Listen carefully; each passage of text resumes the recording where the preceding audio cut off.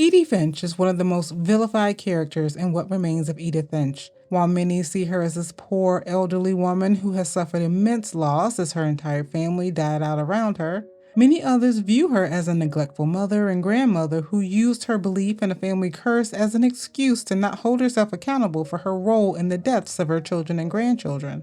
Edie, being raised in a country where her family was well known for the curse, her obsession with memorializing the lives of the deceased, and the way she interpreted the world makes her a pretty fascinating character to examine. If you haven't played yet and you want to experience the stories for yourself, I encourage you to go play the game first. It only takes a couple of hours. Also, just like the game itself is open to interpretation, this video is my interpretation of events, and I encourage you to share your own.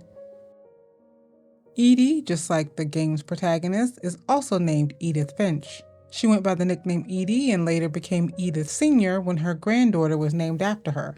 She was born in Norway, and while little is known about Edie's life prior to her immigration to the United States, there are a few facts that we learn through the story of her father, Odin. For 500 years, the Finches have been famous throughout Norway for their fortune and misfortune. Odin wrote at least 2 books, The Mysteries of Death and Thereafter, as well as Joining the Great Majority. The latter book was even awarded the Nobel Prize for Literature. I can imagine that Edie's understanding of death-related rituals were learned from her father. And although not directly stated, there are a few things that we can infer from what we know about the family. For instance, Edie inherited incredible wealth. After all, the Finches were known for their fortune, possibly a byproduct of the fame itself, or them simply inheriting large sums of money as each generation of Finches passed away before they could spend what they had. We can also assume that Odin held a deep fascination with life and death. I mean, he literally wrote books on the subject. He also gained notoriety to the point that his life was documented in the news. So I say all those things to say, what? Well, we can see how Edie spent her childhood and adolescence surrounded by the idea of the Finch family curse.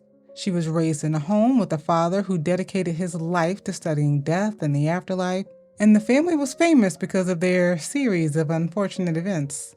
I can imagine that as Edie grew up, she was not only exposed to stories through the family, but she was also exposed to the whispers from the local community and the sensationalized headlines in the local paper. And I'm speculating here. With little else to counter the belief in the curse, she likely began to consider it a plausible, perhaps even a reasonable explanation for what happened to generations of Finches. Her upbringing is in contrast to the upbringing of her own children and grandchildren, who heard the stories in the home as she did, but who were also exposed to different beliefs outside of the home, so they weren't as surrounded by it all as she was. Edie had to make sense of it all somehow, make sense of this belief that her family held on to for 500 years. I mean, I can't even trace my family tree back 5 generations, let alone trace a pattern that spanned 5 whole centuries. The deaths of Edith's infant brother Johann and his father's wife Ingeborg were the motivating factor in Odin deciding the remaining family members needed to move away from Norway. He had had enough and decided to outrun the family curse by starting a new life in the United States. At the time the family set sail, Edie was 19 years old and already married to Sven, who was 21. Quick side note, can you imagine the amount of money it would take to quite literally rip your home out of the ground, strap it to a boat, and sail it across oceans? Massive. It had to be a massive amount. Molly then came along later during their 11th month journey, as she was born shortly before Odin and the house sank. For someone so desperate to run away from death, Odin didn't take the necessary precautions to prevent it. His motivation for leaving Norway was to leave the curse behind, so why bring your home with you? We won't even get into the logistical nightmare it must have been to strap a mansion to the boat and sail it across oceans, but if your life is cursed and you don't want your life to be cursed, why bring your entire life with you? Sure, it makes sense to keep some reminders, but you aren't truly leaving the past behind if you bring it all into the future with you. And this ultimately contributed to his downfall. And I don't know if Edie was fully invested in the idea of the curse when in Norway, but this had to be a powerful moment that began to solidify that idea in her mind. Molly was Edie and Sven's first and only child for the first 7 years in America, and she was just 10 years old when she passed away. The story of the day she died is one of the least grounded in reality that we encounter. It ends so ambiguously that players still debate the actual details to this very day. Her journal writing is often considered a hallucinatory fever dream brought on by eating a combination of holly berries, toothpaste, an old dry carrot in a gerbil cage, and she even considered eating her pet fish Christopher after her parents locked her in her room without dinner. Mom, can I come out now? Sweetheart, it's late. Go to sleep. However, it's been speculated that it was Edie, not Molly, who wrote the journal entry placed on Molly's shrine. And if that's the case, then the story about her becoming a cat, and then an owl, and a shark, and then a man-eating monster were not a poison-induced hallucination, but rather Edie's romanticization of her daughter's death. Knowing her daughter's love for animals and her fearlessness in exploring the world, it must have been easier to think of her firstborn as having the ultimate adventure before passing away, rather than thinking about what Molly must have actually gone through as she lay there dying all alone. A reality that would leave most parents with overwhelming regret, especially since locking Molly in her room without dinner was the reason that she resorted to eating all the things that she did. The impact of losing her first child was the reason Edie spent so much time in Molly's room before the doors were sealed.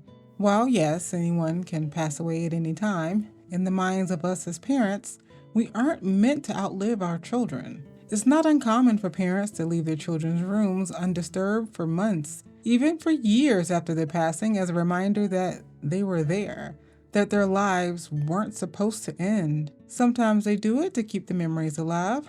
Sometimes they want a place to spend time with them. And sometimes they emotionally just can't handle feeling as though they're throwing their child away. But for Edie, this was the first in what would become a lifelong pattern of holding on to her loved ones long after they were gone. Barbara was Edie's second-born child and also the second child to pass away. Barbara was a former child star who was killed at the age of 16 on her birthday. Now, I'm going to make a big leap about Barbara's childhood here. There is absolutely no evidence of this, but there's a part of me that feels that Edie started Barbara in film because Edie missed the fame that she grew up with. The Finch name in America didn't hold the same weight as it did in Norway. And I can imagine there was a feeling of something being missing. Barbara becoming an actress and the Finches having name recognition once again probably brought on a sense of normalcy. That also, in a twisted way, explains why she would have her daughter's murder retold in a horror comic. The Dreadful Stories issue was released in October of 1961, only a year after Barbara's death, and the way the family home is drawn and the details of that night are so accurate that only someone who lived in the house would have been able to provide such detail. After completing the comic, Edith remarks, Edie told me all Barbara wanted was to be remembered, as absurd as that comic was. Maybe what Edie saw was a happy ending.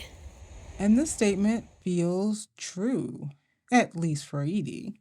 Looking through the lens of Edie's belief system, she felt that Barbara's death gave her life meaning. After all, even young Edith, who was born 39 years after Barbara died, mentions that the first thing people ask her about is Barbara. So she was remembered and not forgotten like most of us will be in a generation or two. And for Edie, that was the happy ending.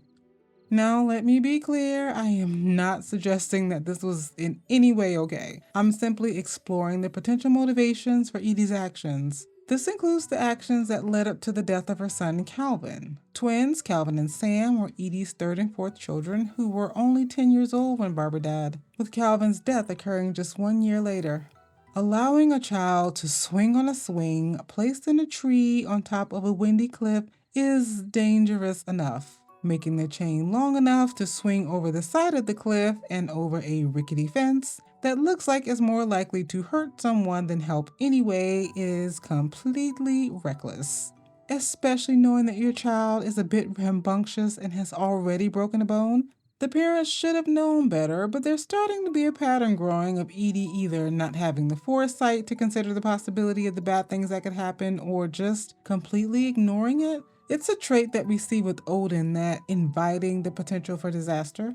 I also want to point out that Sam's letter to Calvin is titled How I Want to Remember My Brother, and not that we didn't already know this, but it's further proof that the writings left are not necessarily a retelling of what actually happened. It's how the writer wants to remember what happened. How I Want to Remember My Brother by Sam Finch.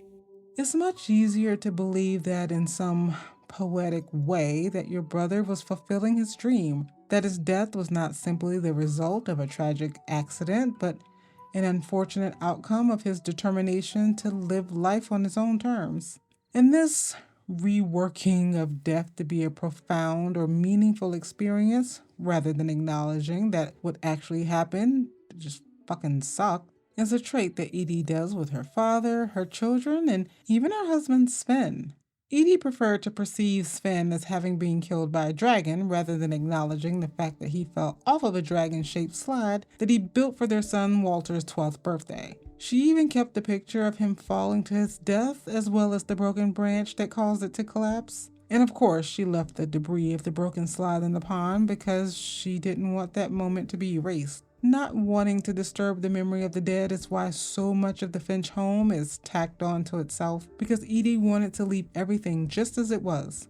And it's also why Sam had to grow up sharing the room with his deceased twin Calvin.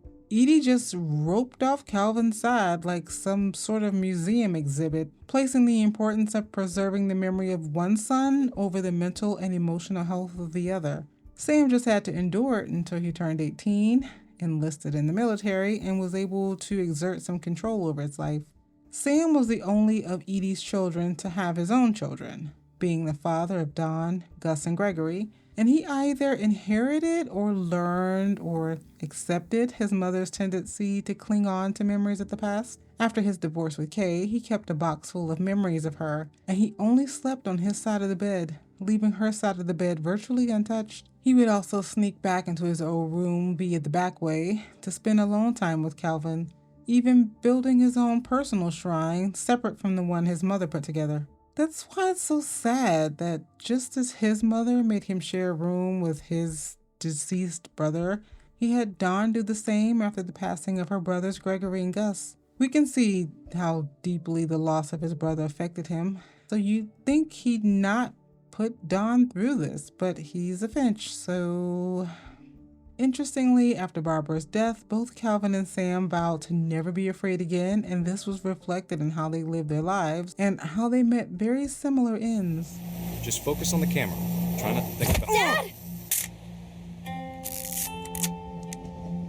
Sam's death at age 33 in many ways also mirrors that of his grandfather. I mean, he even died in the national park Edie and Sven had named after Odin. Both of their deaths were avoidable if they'd just taken some safety precautions, and they both died while their daughter watched on in horror.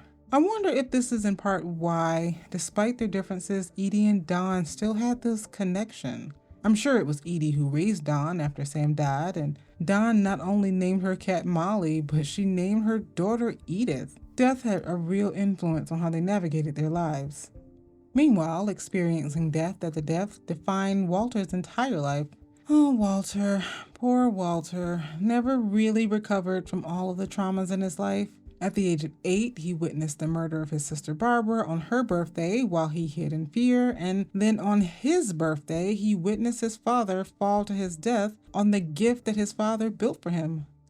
Imagine the guilt. And in between those two deaths, his brother Calvin died tragically. That's a lot for a child to experience, all before their teenage years. The trauma, the anxiety, the fear led him to withdraw from life into a bunker. It was the only place where he truly felt safe, living vicariously through the adventures of his family members while he hid away from the world. And how does his mother react to all this? By getting him help to process his trauma? No, by giving an interview talking about a mole man living under the house. Her son secluded himself and she made a mockery of his pain. And I'm not even sure if she did it because she didn't understand that he was traumatized or if, once again, she felt starved for fame and attention. But it seems that by this stage of her life, she becomes so accustomed to tragedy that it didn't affect her the same way that it did years ago. Sure, she still made the memorial plaques and the shrines, but I wonder if at this stage she was more so doing it because it's what she's always done, it's just what felt right to do, or even doing it because on some level she enjoyed it. With each new loss, Edie was able to express herself creatively. She painted, she sewed, she designed new headstones, she got to organize a three-dimensional collage of their life, and most importantly, she got a new story to tell. Meanwhile, Walter owned the books, The Finch Curse, and Barbara Finch Child Star, alongside books like Malevolent Monsters and Cracking the Curse. So it's clear that the idea of the Finch family curse affected him in ways that he struggled to understand, so he simply just existed in life until he finally broke free of the bunker and passed away shortly afterwards at the age of 52, the last of Edie's children, gone. I won't go too deeply into how Edie influenced the deaths of her grandchildren and great-grandchildren because I think most of that responsibility can be attributed to either the parents or just circumstance. However, if there is one major influence that Edie had on later generations, it's her creativity and imagination. If there is one trait that almost all of the Finches had in common was their creative nature. Barbara was an actress, Odin wrote books, Walter tinkered with model trains, Sam had photography, Edith could draw, Sven was a masterful woodworker, Molly mounted insects on the wall. At least I think she did. I mean, who else in the family would do this? And Lewis? Well, his whole inner world experience showed us how the imagination can overshadow the reality of life. And it's Edie sharing the stories and stoking the flames of curiosity, particularly of Don's children, that had Don so worried. Edith has a right to know these stories. My children are dead because of your stories. Dawn knew the stories, and she saw what happened when people believed in them too deeply. Odin's death was one of the most traumatic moments in Edie's life. The look of horror she had chiseled into her face while, in contrast, she positioned Odin as standing fearlessly atop his sinking home always stuck with me. I mean, she had to stand helplessly on the sidelines, unable to do anything but watch him disappear beneath the waves. But on the other hand, he even looks proud. She built her father's memorial overlooking the wreckage, even positioning a viewing telescope to stay as close as she possibly could to it. Sven used part of the old home to build a new home, quite literally cementing their old life with the new one. And while this might not seem like a big deal in isolation, when we think about how much of the family home becomes interwoven with death over the years, building their new life using the very thing that killed her father feels pretty symbolic. This mixture of mythology and history played a role in the formation of her identity, and with her abundance of free time, not having to work for a living, Edie nurtured that part of herself. It's why the cemetery was so important to her that she had it built first and carefully curated the headstones. She had binders filled with etchings for the shrines. Cemeteries and memorials and rituals were woven into the fabric of her life. She even kept the cages of her deceased pets with their pictures in them. Death was familiar to her, and in a strange way, it was part of a family tradition. And, I don't know. I made a sort of a shrine in the corner of my own home to my father when he passed away. Things that were important had a special spot in my home, even though he never lived there, but it felt nice having a part of him near me.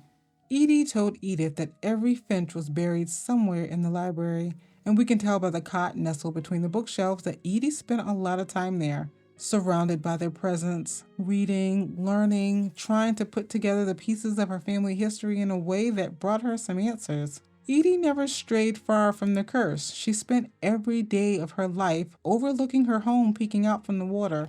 You know, I've seen that house every day of my life. Her husband built a totem pole-like carving representing Odin, Barbara, Molly, and Calvin. Each of the images were created memorializing them at the very moment they lost their life.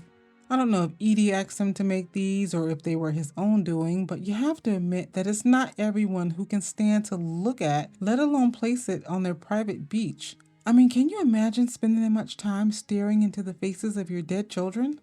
As hard as it can be, it's healthy to say goodbye, and Edie couldn't do that. Instead, she placed time and care and attention into the deceased, so focused on a curse that she both seemingly feared and took pride in that she tacked on rooms to make room for future generations, unable to allow the living to disrupt her memories of the dead. But she doesn't just treasure memories of the dead either. Looking around the home, we see a museum's worth of family memories everywhere. Nothing in the house looked abnormal. There was just too much of it, like a smile with too many teeth. I mean, the Finch family home kind of reminds me of my grandma's hallway that has every single picture that anyone has ever given her on the wall. So many pictures. The Finch home documents so many precious moments that the family spent together throughout the generations. There are so many paintings and trophies and little things they've collected and souvenirs. It feels like every knickknack had a story. Everything had meaning. Nothing was there just because it was pretty or it fit the space. It was all special to her. Her family was special to her. In her own special way, her family was her life. People can love people and also not always do right by them, all at the same time. Humans are complicated creatures.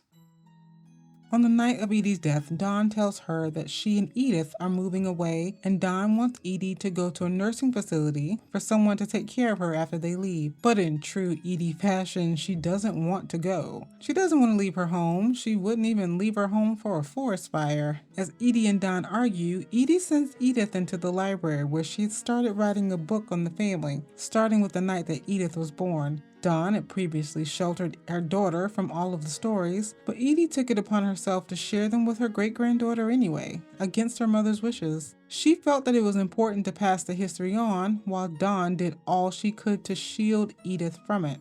I don't know how much of Edith's final recount was true, if any. We do know that Edie has a tendency to craft fantastical stories around just about anything. But I think what's important to her at this moment is to pass on the family legacy. For Edie and many of the other Finches, death and the curse were a comfort, a way to understand why the bad things were happening. And if the fault of all of the bad things are a result of bad luck or circumstance or, a curse, then you don't have to self-reflect or do anything to change. The one death that Edie took into her own hands was her own. She knowingly and willingly mixed medication with wine, regardless of the risks, or perhaps even because of it.